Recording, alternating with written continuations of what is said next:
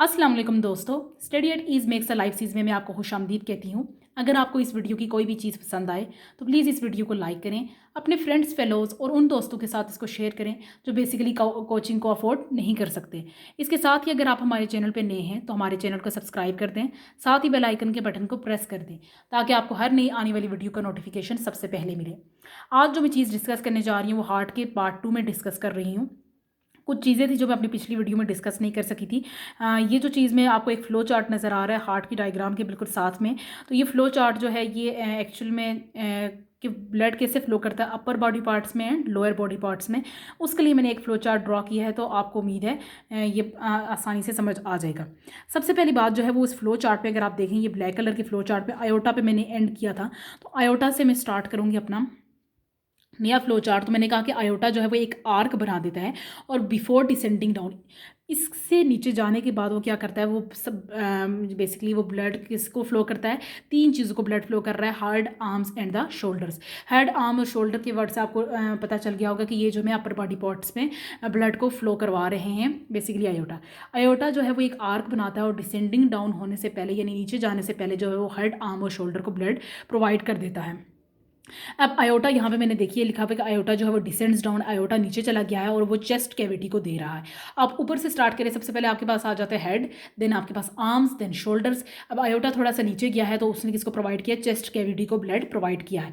फिर आगे लिखा हुआ है कि चेस्ट कैविटी जो है वो give small branches to the chest wall. ठीक है, चेस्ट कैविटी से छोटी छोटी स्मॉल ब्रांचेस निकल रही हैं और अब ब्लड जो है वो चेस्ट वॉल में भी पहुंच गया, चेस्ट की जो वॉल्स हैं उनमें भी पहुंच गया है। ठीक है, देन चेस्ट वॉल से ब्लड जो पास होता जा रहा है वो एब्डोमेन रीजन में पहुंच गया। एब्डोमेन रीजन का मतलब क्या कि आपके पेट के एरिया में पहुंच गया है आपका ब्लड। ठीक है, यहाँ पे वो किसको ब्लड सप्लाई करता है, parts of alimentary canal. Alimentary canal का दूसरा नाम आप डाइजेस्टिव ट्रैक्ट या गैस्ट्रो इंटेस्टाइनल ट्रैक्ट भी कहते हैं, यानी जिसे आप डाइजेस्टिव ट्रैक्ट जहाँ पे आपका फूड एब्जॉर्ब होता है, डाइजेस्ट होता है, उसकी बात की जा रही है कि एब्डोमिन से अब वो एलिमेंट्री केनाल में चला गया है। ठीक है, एलिमेंट्री केनाल है, किडनी है एंड लोअर एब्डोमिन, जो पेट का, जिसे आप पेट का निचला हिस्सा टाइप कहते हैं, तो उसका आप कहते हैं कि वहाँ पे तक ब्लड जो है वो पहुँच गया है अभी तक। ठीक है, अब यहाँ से आयोटा जो है बाइफरकेट, बाइफरकेट का मतलब होता है डिवाइड्स इनटू टू पार्ट्स। अब यहाँ से जो है वो आपका ब्लड जो है वो दो पार्ट्स में डिवाइड हो गया है इलियक आर्टरीज के जरिए से, और इलियक आर्टरीज जो है वो आपकी लेग्स को ब्लड प्रोवाइड कर रही हैं।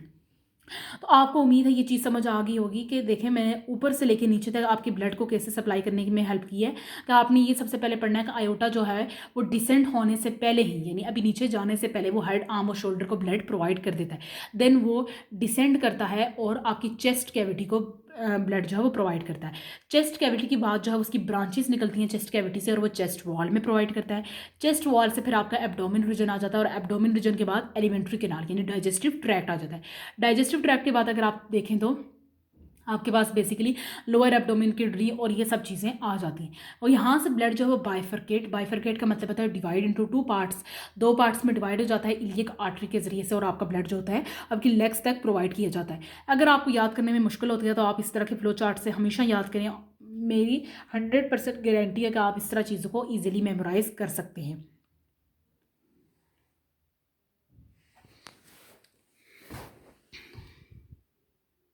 अभी तक हमने ये चीज़ तो पढ़ ली, कि ब्लड जो है वो बेसिकली अपर बॉडी पार्ट्स में ऊपर से लेके नीचे तक आपको फ्लो कैसे करता है, आपके हेड से लेके आपकी लेग्स तक कैसे ब्लड फ्लो हुआ। अभी हमने ब्लड कलेक्ट करने की बात करनी है। ब्लड कलेक्ट करने की बात यह है कि ब्लड अपर बॉडी पार्ट से कलेक्ट कैसे होता है।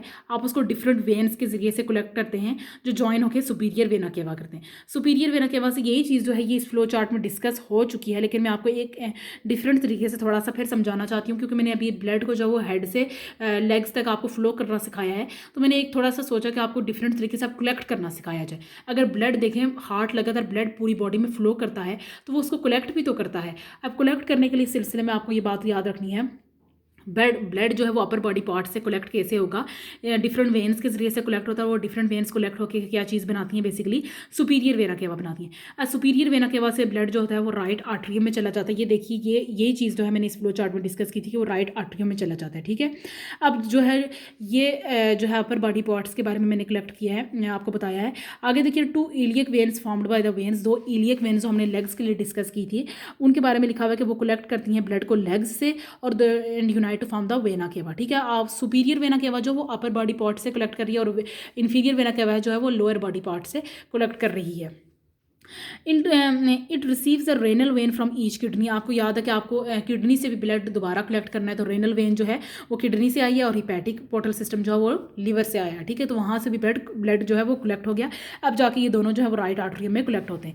देखिए सुपीरियर वेना केवा मैंने आपको बताया ना कि अपर बॉडी पार्ट से कलेक्ट करके राइट आर्टरी में एंटर हो रहा है, और inferior vena cava lower body parts kidney and liver से कलेक्ट होकर दोबारा राइट आर्टरी में एंटर हो रहा है। तो ये डिफरेंट तरीके से मैंने आपको थोड़ा सा बता दिया है।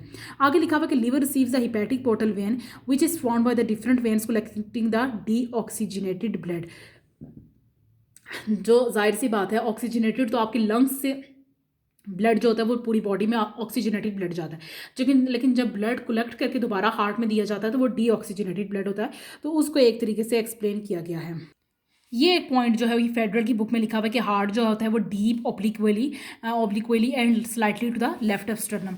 एक और पॉइंट मैंने लिखा है कि हार्ट रिस्पॉन्सिबल है सिस्टमेटिक एंड पल्मोनरी सर्कुलेशन के बारे में, तो ये चीज़ हम आगे डिस्कस करेंगे। फिर लिखा कि at the base of aorta first pair of arteries यानी करोनरी आर्टरीज जो होती हैं वो supply the blood to the heart. तो आयोटा के बिल्कुल बेस पे जो है वो करोनरी आर्टरीज मौजूद हैं जो सप्लाई करती हैं हार्ट ब्लड को, ठीक है, ब्लड को हार्ट सप्लाई करती हैं। ये पॉइंट जो मैंने आपके साथ डिस्कस किया था कोर्डिया टेंडेने वाला, तो मैंने कहा था कि एंड में आपके साथ डिस्कस करोगे ट्राइकोप्सिड एंड बाइकोप्सिड वेल्व जो हैं वो कोर्डिया टेंडेना के साथ अटैच होते हैं टू द पेपिलरी मसल्स। और ये बेसिकली कोर्डिया टेंडेना क्या चीज़ है, ये एक्सटेंशंस हैं राइट वेंट्रिकल की या लेफ्ट वेंट्रिकल की रिस्पेक्टिवली। इसके साथ ही मैं अपनी वीडियो से इजाज़त लेती हूँ। उम्मीद है आपको हार्ट का स्ट्रक्चर जो बहुत अच्छे से समझ आ गया। हार्ट का स्ट्रक्चर है, functions, chambers and everything else, ये मैंने अपने 2 पार्ट्स में डिस्कस कर दिया है। अगर आपने मेरे फर्स्ट पार्ट की वीडियो नहीं देखी तो आप डिस्क्रिप्शन में उसका लिंक मौजूद है, आप उसको देख सकते हैं। इसके साथ ही मैं अपनी वीडियो से इजाज़त लेती हूँ। ओके, अल्लाह हाफिज़।